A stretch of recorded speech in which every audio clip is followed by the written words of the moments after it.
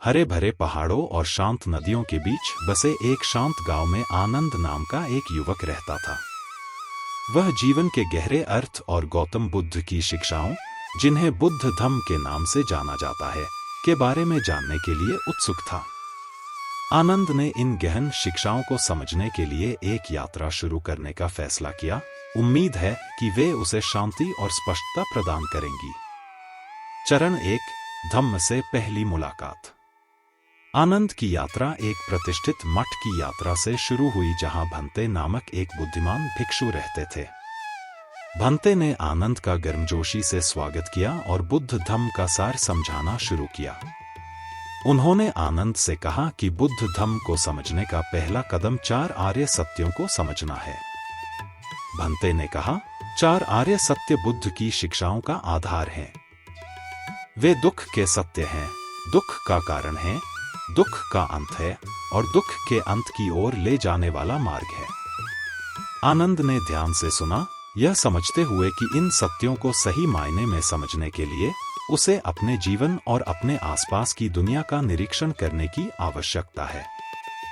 उसने महसूस किया कि दुख एक सार्वभौमिक अनुभव है और इसके कारण को समझने से मुक्ति मिल सकती है। चरण 2, माइंडफुलनेस का अभ्यास। भंते के मार्गदर्शन से प्रोत्साहित होकर आनंद अगले चरण पर चले गए, माइंडफुलनेस का अभ्यास करना। भंते ने उन्हें वर्तमान क्षण में जीने और अपने विचारों, भावनाओं और कार्यों के प्रति जागरूक रहने का महत्व सिखाया। भंते ने बताया, ध्यान आपके जीवन को बदलने की कुंजी है। पूरी तरह से उपस्थित होने से आप चीजों को वैसे ही देख सकते हैं जैसे वे वास्तव में हैं और वास्तविकता की प्रकृति के बारे में अंतर्दृष्टि विकसित कर सकते हैं। आनंद ने प्रतिदिन ध्यान करना शुरू किया, अपनी सांसों पर ध्यान केंद्रित किया और बिना किसी निर्णय के अपने विचारों का अवलोकन किया। इस अभ्यास से उन्हें अपनी आंतरिक दुनिया के बारे में अधिक जागरूक होने में मदद मिली और उनका मन बाहरी घटनाओं पर कैसे प्रतिक्रिया करता है। उन्होंने सभी चीजों की अस्थायी प्रकृति को देखना शुरू कर दिया और अपनी इच्छाओं और घृणाओं से अलगाव की भावना विकसित की। चरण 3, करुणा और बुद्धि का मार्ग। आनंद की यात्रा का अंतिम चरण करुणा और ज्ञान का विकास करना था।